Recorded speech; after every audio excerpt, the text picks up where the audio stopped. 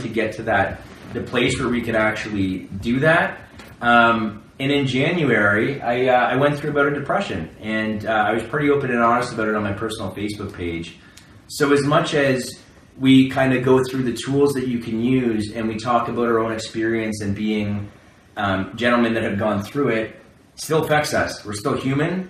And the one thing that I wish I had done was reach out more to this community, because I kind of feel like we're putting ourselves out there, but you guys are so great as well, and there's so many supportive people that we could have just, in any time of our need for each of us, because I know that we've all had a bit of a tough time this winter, we could have reached out to people and said that, and that's where I wish I could go back in time and just be open and honest and actually do a podcast when I was in depression, and talk to people about that. However, that's part of depression. That's part of depression. You don't, absolutely. And it's so much easier to talk about depression and anxiety when you're not in it. That's the truth. That's one thing, and I honestly think I needed to go through it again after starting this podcast to realize that even though we're telling all of you to reach out when you're in your time of need, it's fucking hard. It's easier said than done.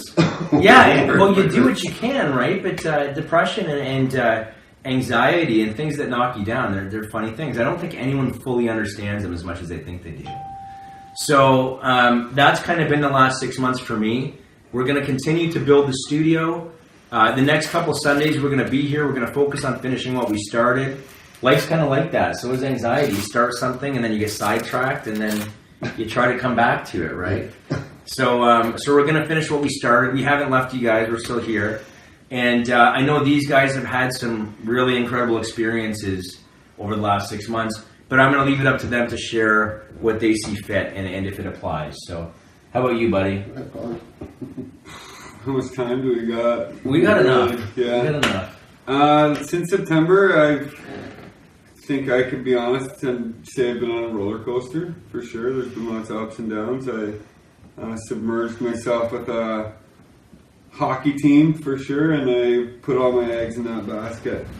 It was pretty stressful. It was the youngest team I'd ever coached, and they weren't too... Definitely just not an age group where I was used to. And so they're younger, and I'm used to coaching older guys who know fundamentals of hockey. And at one point, I think in early November, I didn't like going to the rink anymore. And if anyone knows me, I'm all about it. When I'm at the rink, nothing else matters. And it's my passion, it's my place. And so when I felt this in November, that I don't even want to show up to the rink, and I was just going through the motions, and I realized that I was struggling with depression, and that I'm trying not to beat myself up over it. I know that I'm a person that lives with depression, and it's not just going to go away because I, do some things, but I'm always going to have it, and it has no schedule for me. It's on its own kind of ride, and I have to accept it when it's here, and be grateful when it's not here. And so I struggled all through the Christmas season. I struggled being in a long distance relationship that really sucked for me, because I met a fantastic girl that doesn't live in my town, and she supported me through everything. And it's tough to live in a city, and I'm dependable on public transit, and it's tough having a long distance relationship when you don't have a car. That was a tough thing. So I had a strained relationship, and in January I decided to, and I may kick myself for it again in life, I don't know, I decided to walk away from my hockey team and just try to focus on myself. I ended up in the hospital for a few days. I engaged in some self-harm practices that aren't healthy at all, and I'm not scared to tell you that or tell these people that. We appreciate it. That it wasn't a fun time, and I didn't tell anyone except my therapist and my doctor at the hospital. And I told my girlfriend, and I told my best friend, and they all said, just if that's where you need to be, then that's where you need to be. And I isolated, and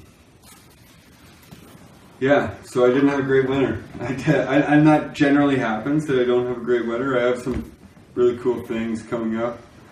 Good. I'm back, booking presentations. I didn't speak because I just didn't want to put myself out there. I, was in a pity party for myself, basically, and it took me to reach out to someone to stop that, basically. And I think I've done that. It's easy when you're in that downward spiral. For sure. I think I'm coming out of it. I'm definitely not out of it. I have some big opportunities coming up. I just had a job interview on Friday, which I'm pretty pumped for, and it went really well. So I hope be grateful. It really is, yeah.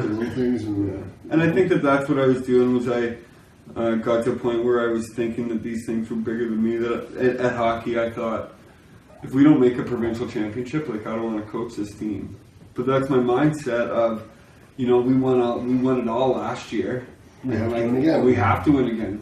There's no way that's knocking me off the top. When it comes to hockey, I think if I won a Stanley Cup, that wouldn't be good enough. It still wouldn't be good enough. Olympic medal still wouldn't be good enough. It's always. What's the best? I've always said I'm never satisfied with past performance, and that's what makes me do better things. Right. I just keep going. I'm not satisfied with what I've done because I think I can always be better, and I'm not perfect. It also makes you hard on yourself. It makes me incredibly hard on myself, and I think we're our own worst critics. In this whole, I guess in this whole life journey, right? I'm my worst critic. I try not to put it outward how I feel, and so when I, engage in self-harm, I'm doing that because I don't like who I am in that moment, and I'm just trying to find some self-love and get back to walking a lot and get back to playing lots of guitar and doing some other things and getting out. Yeah.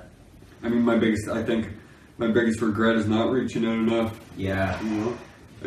But I felt like that too. I kind of felt like you're just, we're here. Oh yeah. But you just didn't want to. You didn't want to. You didn't want to at all. You check in with me and I'd be like, fuck off. I know. I want to be by myself.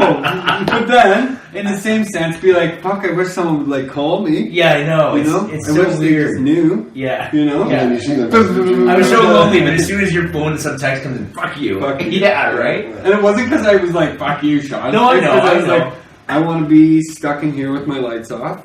I made it out of my bed. That's all I need. But I'm in my underwear, sitting on my couch with the lights off and no TV, nothing on. But we must get something out of depression because, we know all the things to get out of it. It's It's almost that we're conditioned that way, though. Yeah. When we're in those depressive modes, we almost have to let the depression just do its thing. Like Lucinda said. We're waiting to be saved or something. Right. We want someone to, the attention or be I don't know. We gotta, feel fear and do it anyways. Yeah. Like Lucinda Bassett says. Feel that. Sometimes I spend too much time feeling it. Yeah. And I give it way too much weight.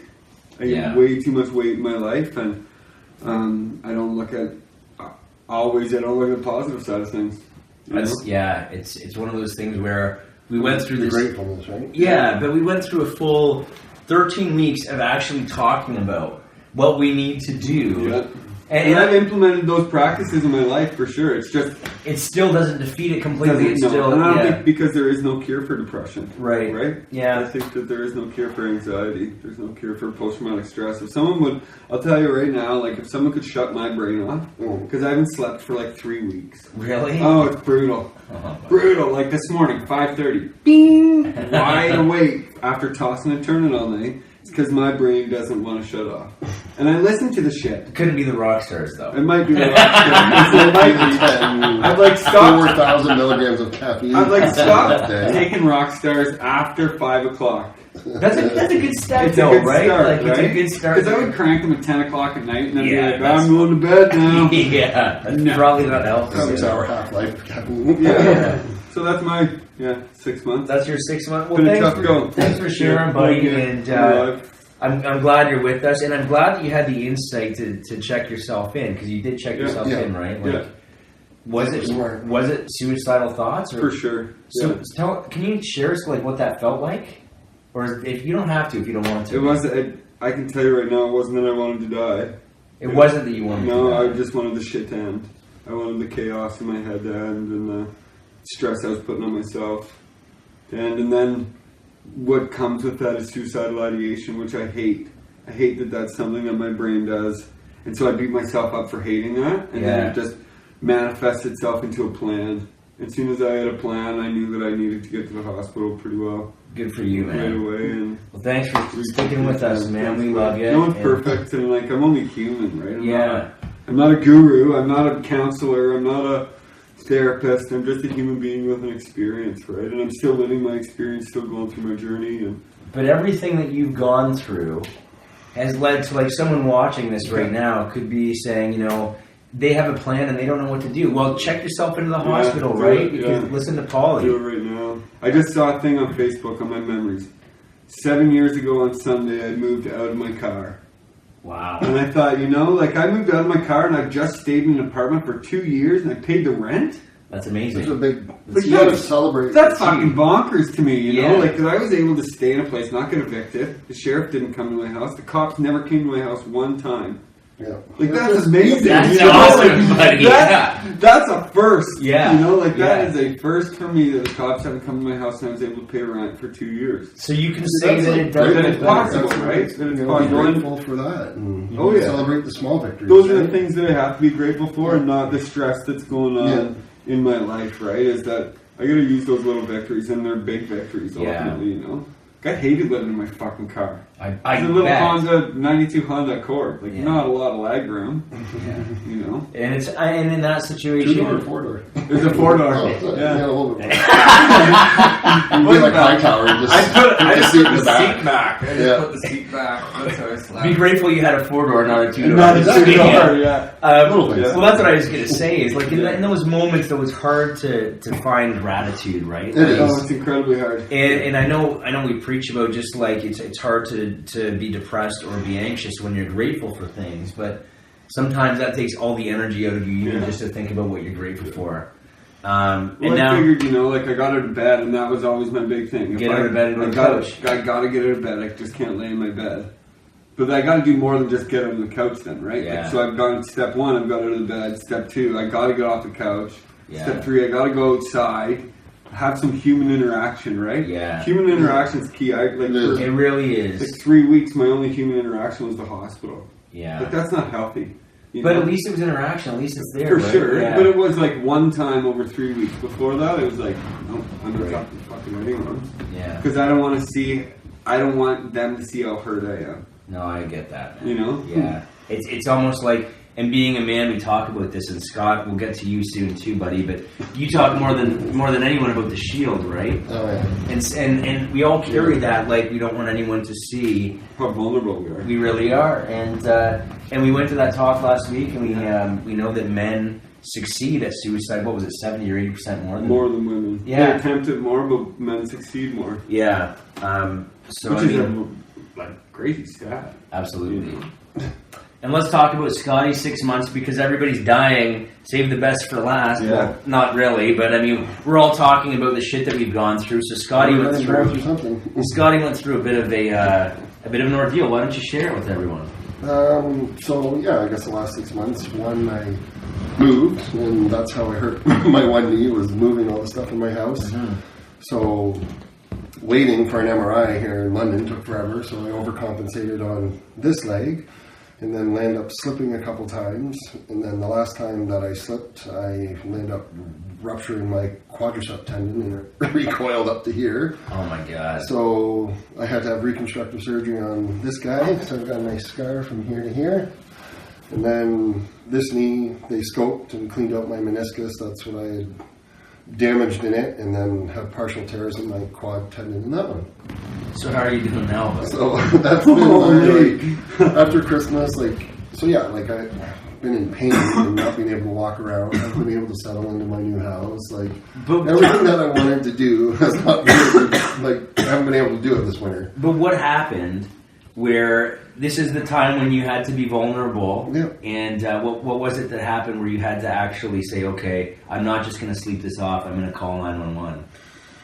Well, of course, like the ego comes in. Yeah, like, this is what we're you talking don't want about help here. Yeah. and like whatever. And I mean, this knee was bad for a long time, and I should have back in October, I should have went to the hospital like that time because it was swollen. I couldn't walk. I couldn't work. And I'm just like, they're just going to send me home. I'm not going to do anything about it. I'll just, it'll get better. Yeah. And then right. I just kept walking it off and finally went because I couldn't walk or stand anymore.